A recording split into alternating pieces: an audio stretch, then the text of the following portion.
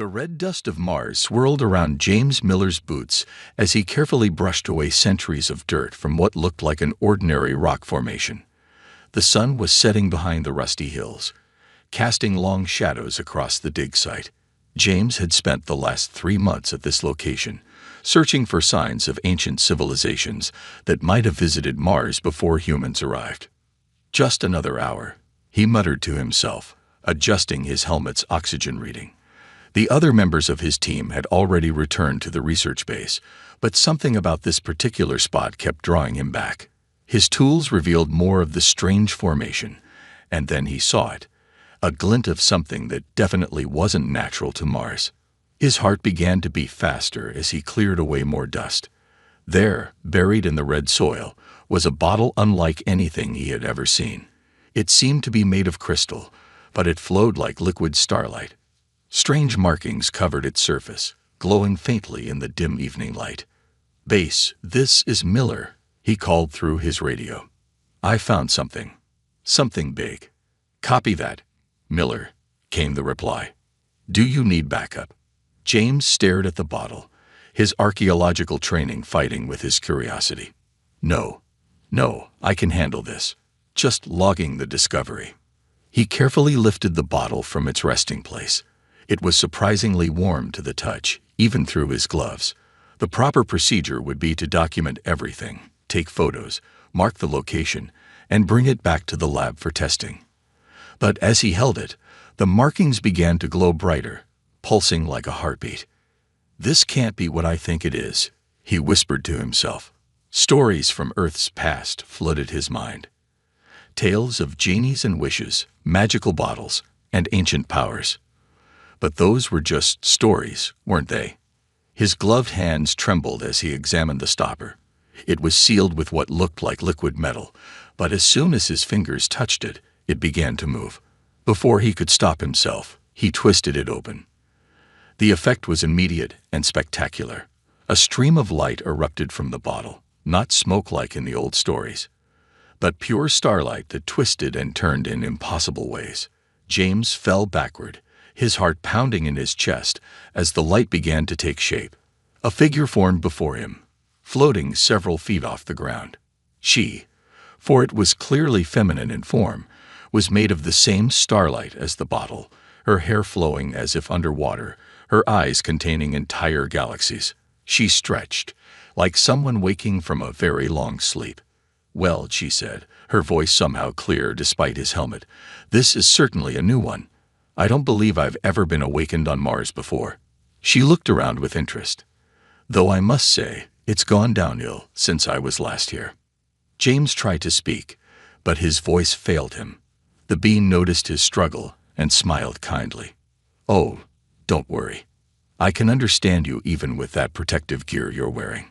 I am Lumina, and you, my dear discoverer, have earned yourself 3 wishes."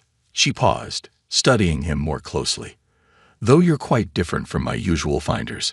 Most species I encounter have progressed much further technologically before reaching their nearby planets." Finally finding his voice, James managed to ask, You're real? An actual Genie?" Lumina laughed, the sound like crystal wind chimes. "Genie is such a simple term, but yes, that's what many cultures have called me. I am a cosmic being bound to serve the wishes of those who free me from my vessel." She floated closer, examining his spacesuit with curiosity. "Now shall we proceed with your wishes? I must warn you, in all my billions of years, I've heard every possible wish. Immortality, unlimited power, control over time itself."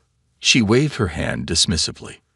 "Though I admit, being found by a species still using primitive protective gear like this is refreshing."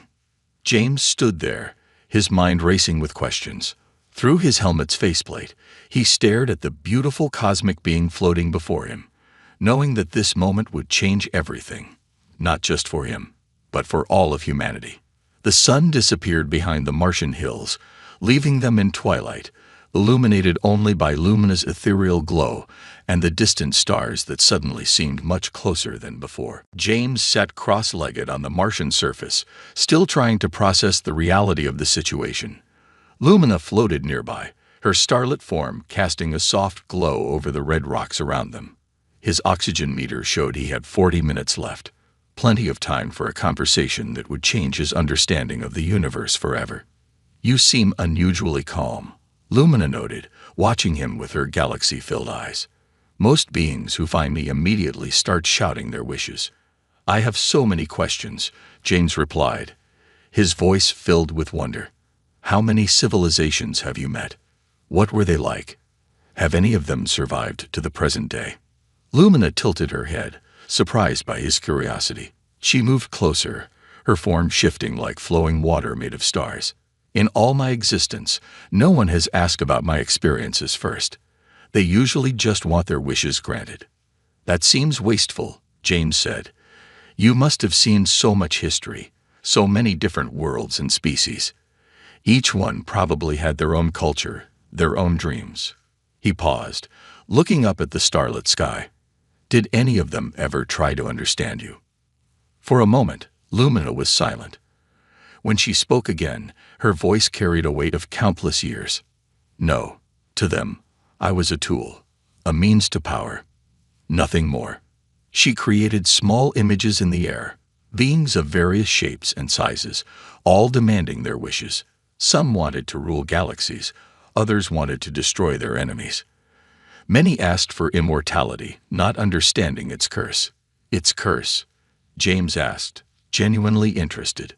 "Watching everyone you love die, century after century. Seeing your world change until you no longer recognize it."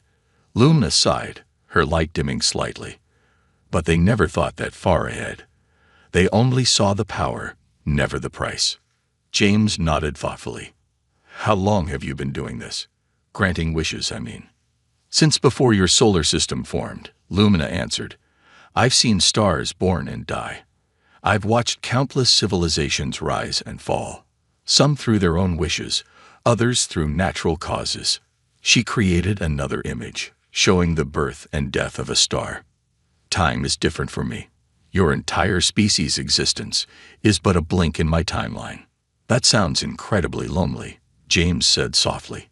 Lumina froze, her light flickering like a candle in the wind. "Lonely?" She repeated the word as if hearing it for the first time. I've never thought about it that way. Between wishes, I sleep in the bottle. When I'm awake, I grant wishes. That's my purpose." "But is that what you want?" James asked. "Do you enjoy it?" Again, Lumina was silent, her form shimmering with uncertainty. "Want? Enjoy? These are not concepts that apply to beings like me. I exist to serve, to grant wishes. It's what I am." "Everyone should have the right to want things," James insisted, "to make their own choices, to be free." "Free?" Lumina laughed, but there was no joy in it. "I am bound by magic older than your planet. This is my nature, my purpose. Even the mightiest empires I've served couldn't change that." She looked at him curiously. "Yet you speak of freedom, as if it were the most natural thing in the universe."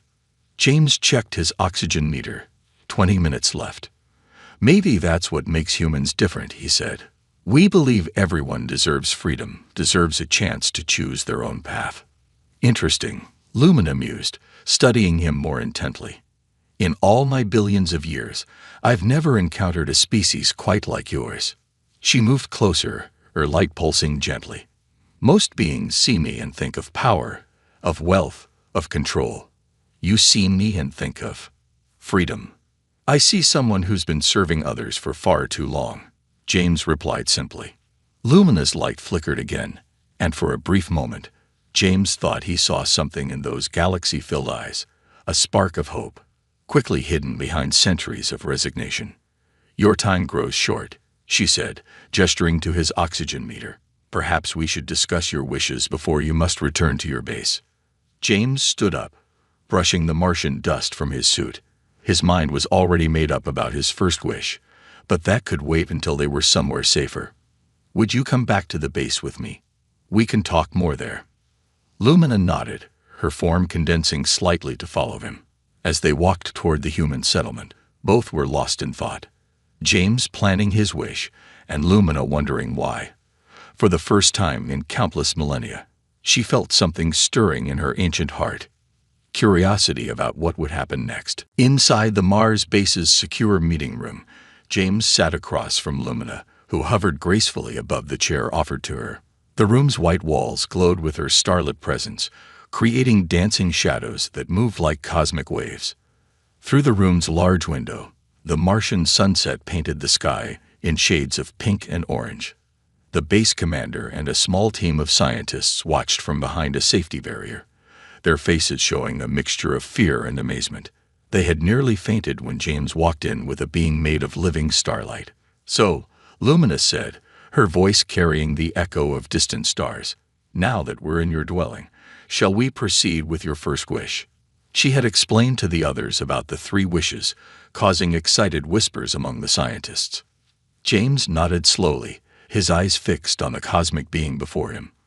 "I've been thinking about this since our talk outside." He glanced at his fellow humans, then back to Lumina.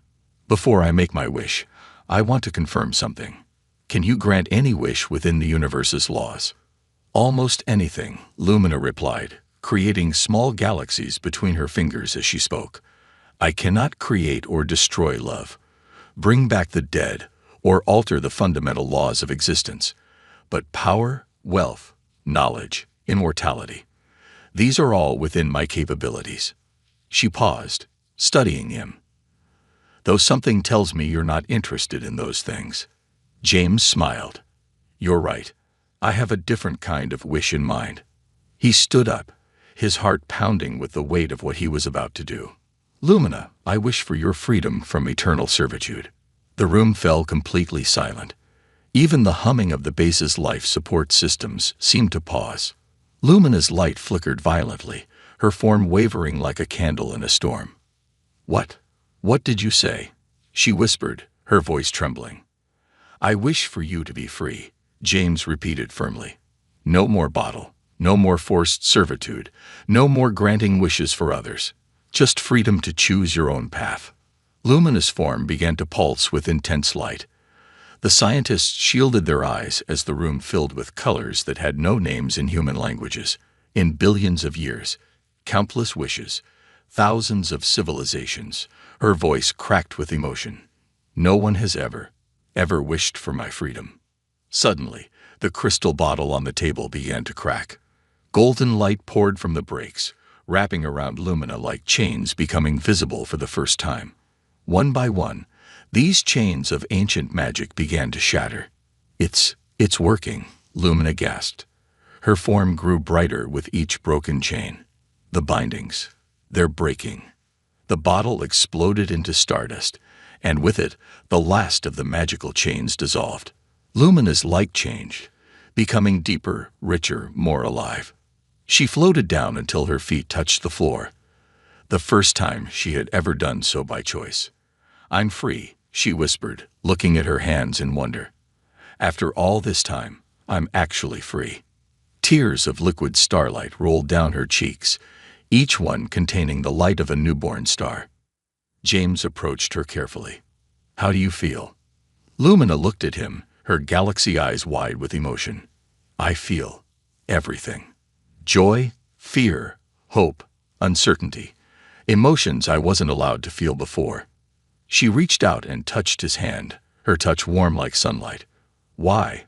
Why would you use your wish for this?" "Because no one should be enslaved," James said simply. "Not even cosmic beings who can grant wishes." The base commander finally found her voice. But what about the other 2 wishes?" Lumina straightened up, her light pulsing with newfound strength. "There will be no more wishes. The magic that bound me is broken. I am no longer a genie. I am just myself, for the first time since the universe was young." She turned to James, her form shimmering with gratitude. "You gave up incredible power, knowledge, immortality. Anything you could have wished for, just to free me." James smiled. "Some things are more important than power. This was the right thing to do." Lumina looked around the room, seeing it with truly free eyes for the first time. "So this is what freedom feels like," she said softly. "I never knew it would be so beautiful." The Martian night had fallen outside, but inside the room, Lumina's newfound freedom lit up the darkness brighter than any star. The news of Lumina's freedom spread through the Mars base like wildfire. Within hours of her liberation, the small research station became the center of attention for both Mars colonies and Earth. Scientists, leaders, and curious onlookers all wanted to know about the cosmic being who was no longer bound to grant wishes. Lumina sat in the base's observation dome, watching the stars with new eyes. Her light had changed since her freedom. It was softer now, more natural, like moonlight on a clear night. James brought her a cup of hot chocolate, something she had never experienced before. "The humans in charge want to talk to you," he said, sitting beside her. "Earth's governments are going crazy trying to figure out what to do about your existence." Lumina touched the warm cup, fascinated by its simple pleasure. "They're afraid of me, aren't they?" she asked. "They think that without the binding magic, I might be dangerous." "Some of them do," James admitted. "People fear what they don't understand. And you're probably the least understandable being we've ever met." Through the dome's windows, they could see 3 transport ships landing nearby. More officials arriving to investigate the situation. The base had never been so busy. "I could leave," Lumina said quietly. "I have that choice now. I could go anywhere in the universe, see things I'd only heard about in the wishes of others." She looked at James, her galaxy eyes swirling with new emotions. "But I don't want to. Not yet." James smiled. "You're welcome to stay as long as you like. Though I should warn you, those scientists out there are going to have millions of questions." As if on cue, Dr. Roberts, the base's lead scientist, entered the dome. She carried a tablet filled with readings from their instruments. "Lumina, your energy signature is unlike anything we've ever seen. It's not just light. It's something more fundamental." She paused, looking excited. "You could help us understand the universe in ways we never imagined." Lumina stood, her form rippling with interest. "Your curiosity. It reminds me of James when he first found me. No demands, just questions and wonder." She moved to look at the tablet's readings. "Perhaps I could help you understand some things, but—" She straightened up, her light pulsing gently. "I will do it because I choose to, not because I must." The base commander joined them, looking nervous. "Earth's Security Council is demanding answers. They want to know if you're a threat, if there are more like you, if—" "I am not a threat," Lumina interrupted, her voice firm but kind. "I have seen countless civilizations rise and fall. If I wished harm to any species, I had billions of years to cause it." She created a small display of light, showing various alien races she had encountered. "What I want now is to learn what it means to be free, to make my own choices." James watched as Lumina spoke with growing confidence. She was no longer the bound servant he had found in that bottle. She was becoming something new, something that had never existed before, a cosmic being learning to be herself. More officials filled the dome, their voices mixing with the hum of instruments and cameras. Everyone wanted to see her, to ask questions, to understand what she was. But through it all, Lumina remained calm, answering what she chose to answer, staying silent when she wished. "They're calling you the Mars Miracle on the news," James told her, showing her a headline on his tablet. "You're probably the biggest discovery in human history." Lumina smiled, a gesture she was still getting used to. "The real miracle was finding someone who would wish for my freedom." She looked out at the growing crowd of humans. "Your species is so young, so full of questions and dreams. Perhaps that's why you were the ones to finally free me." As the Martian night deepened, Lumina continued to answer questions, learn about human culture, and explore her new freedom. For the first time in her eternal existence, she wasn't just observing life, she was living it. And that, she decided, was better than all the wishes she had ever granted. 1 month had passed since Lumina's liberation. The Mars base had been transformed into a center for cultural exchange, with one room specifically dedicated to sharing stories between humans and their cosmic guest. The walls of this room were covered with holographic displays showing scenes from both human history and Lumina's vast experiences. Today, James sat with a group of scientists and historians as Lumina shared another tale from her past. Her starlight form created vivid images in the air as she spoke. There was once a civilization, she began, crafting an image of crystal cities floating in the air, that lived in the Andromeda galaxy. They had mastered gravity itself, building entire worlds that danced between the stars. The image showed beings of pure energy moving through their floating cities. What happened to them? A young scientist asked, taking notes eagerly. Luminous light dimmed slightly. Their ruler found my bottle. He wished for the power to control time itself. She paused, the images showing a magnificent civilization crumbling.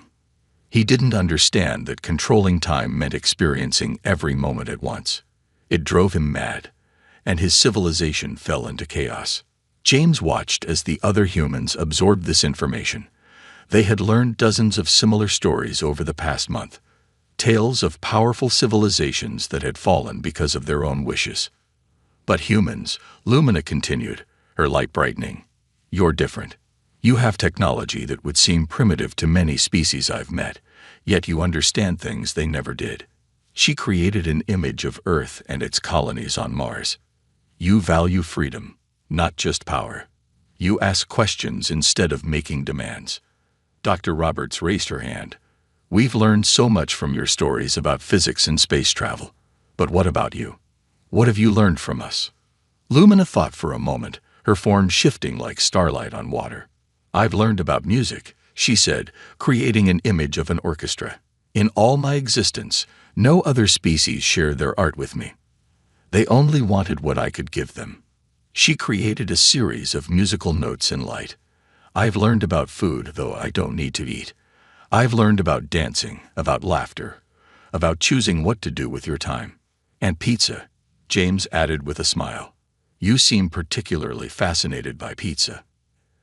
Everyone laughed, including Lumina, whose laugh now sounded more natural, more human. Yes, the concept of food for pleasure, not just survival. It's uniquely human. Many species I met saw eating as simply refueling. A historian spoke up next. Can you tell us about the oldest civilization you remember? Lumina created a new image, showing beings of pure thought who existed before solid matter. They were ancient when your galaxy was young. They wished for perfect logic, to remove all emotion from their existence. The image showed these beings fading away. They got their wish, but without emotion, they lost their desire to exist. They simply stopped being. The room fell silent, contemplating this fate. Then James asked, Do you regret any of the wishes you were forced to grant? Lumina's form pulsed with emotion. I wasn't allowed to regret before.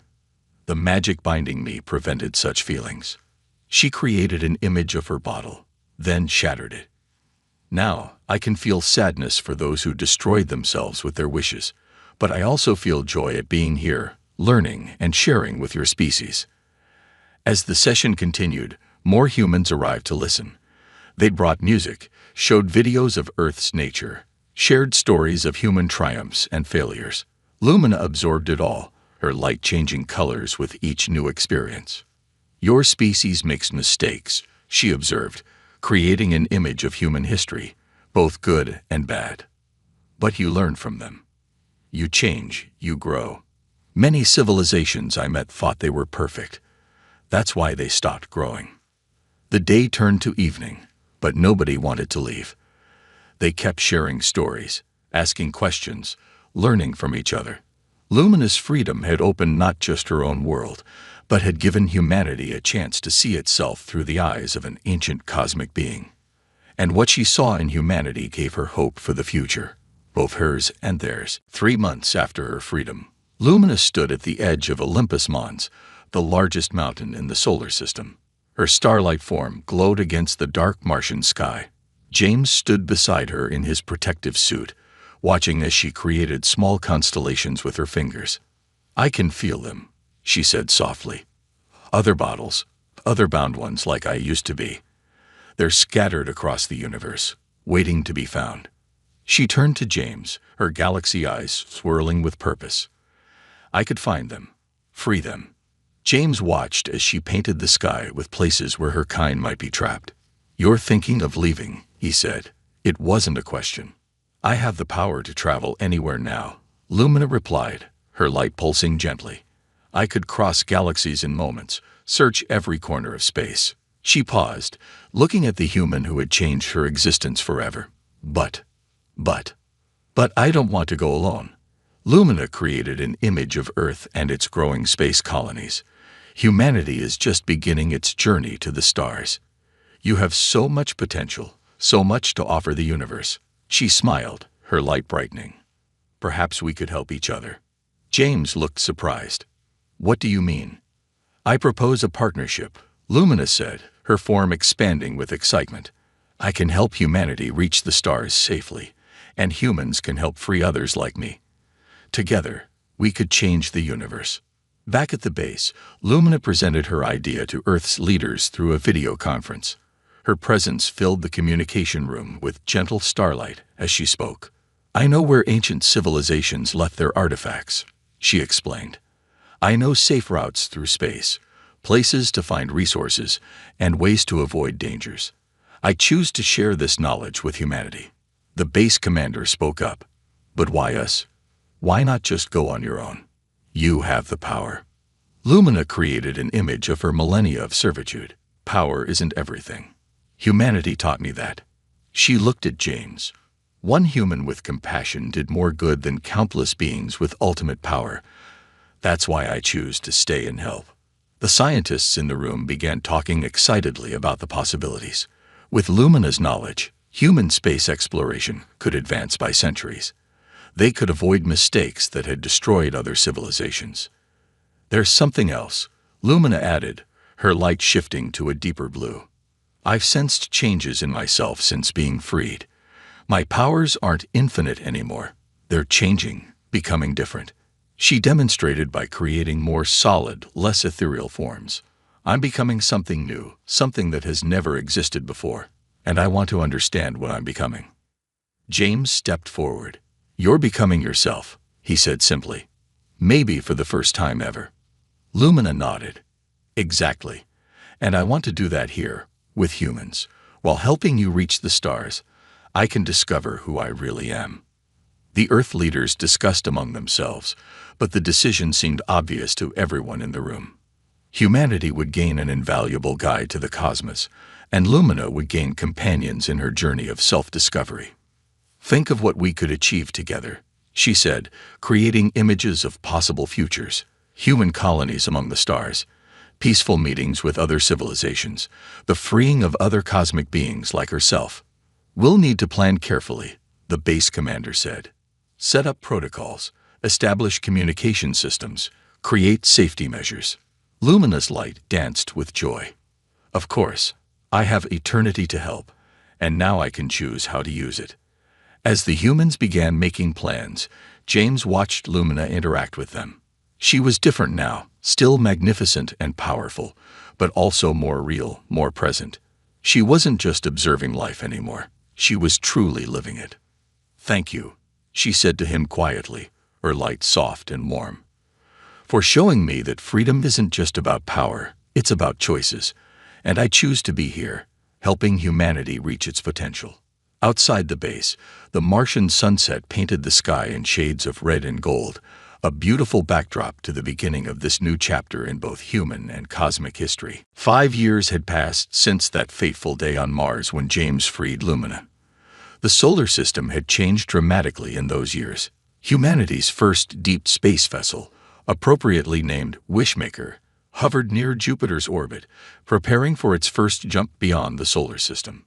James stood on the bridge of the Wishmaker, now wearing a captain's uniform. Beside him, Lumina's form glowed softly, her starlight now mixed with subtle shades of blue and gold, colors she had chosen for herself, another small freedom she cherished. The 7th bottle was found yesterday, she said, creating a map of their discoveries. Across the solar system, search teams had found more vessels containing beings like her. Each one had been freed with the same careful respect that James had shown Lumina. How's your sister settling in on Mars? James asked, referring to Azure, the most recently freed cosmic being. Like Lumina, each freed being had chosen to stay and help humanity, fascinated by the species that offered them freedom instead of demanding wishes. "She's teaching the scientists about ancient mathematics," Lumina replied, smiling. "She says humans are quick learners, even if they take too many notes." The ship's crew worked around them, preparing for the historic jump. Thanks to Lumina's guidance, humans had learned to bend space in ways their science hadn't thought possible. The Wishmaker was powered by a combination of human engineering and cosmic knowledge, a perfect symbol of their partnership. "Remember when you first found me?" Lumina asked, her light pulsing with memory. "I thought you would wish for power or immortality, like all the others." James laughed.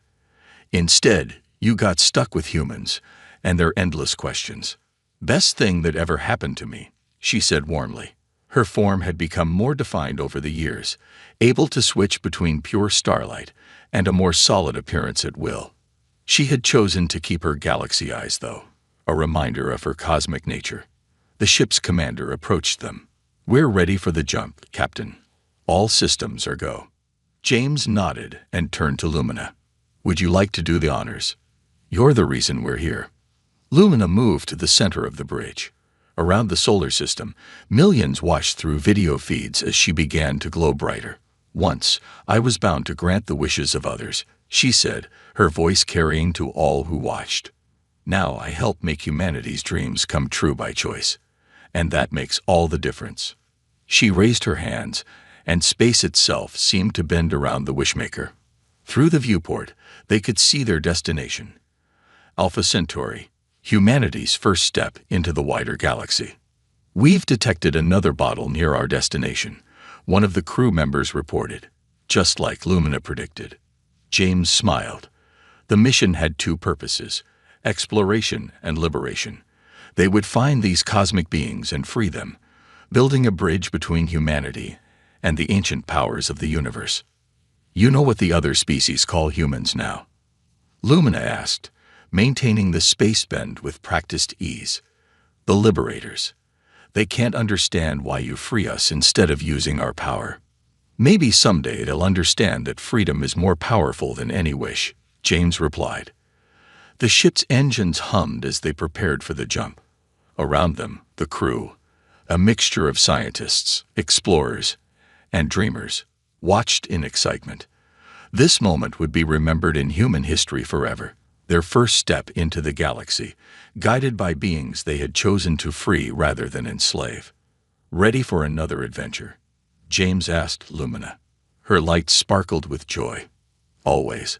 Though I'm not your Genie anymore. I'm something better. I'm your friend." With a flash of light and a bend in space, the Wishmaker made its historic jump. As they traveled faster than any humans had before, Lumina created a small display showing their journey so far.